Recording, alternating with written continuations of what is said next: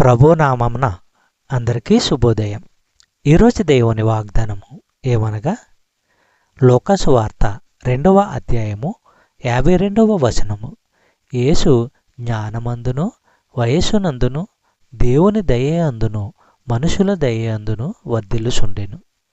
సహోదరి సహోదరులారా, యేసు దేవుని కుమారుడైనప్పటికీ ఆయన మనిషిగా పెరుగుతూ జ్ఞానములో అభివృద్ధి చెందుతూ వచ్చాడు. దేవుని దయలో వర్ధిల్లడం అంటే ఆయనను గురించి దేవునికి రోజురోజుకో ఆనందము అధికమవుతూ వచ్చిందన్నమాట. తల్లిదండ్రులు కూడా ఎదుగుతున్న తమ పిల్లలను చూసి ఇలానే ఆనందిస్తూ ఉంటారు కదా.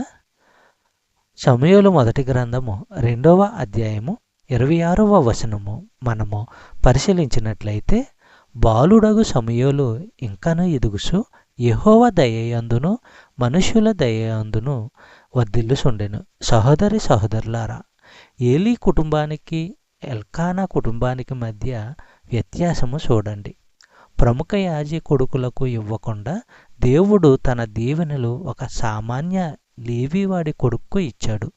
మన పిల్లలను దేవుడు దీవించడానికి మనకు ఉండవలసినది సంపద, హోదా, అధికారము కావు గాని దేవుని పట్ల వినయంతో కూడిన నమ్మకము.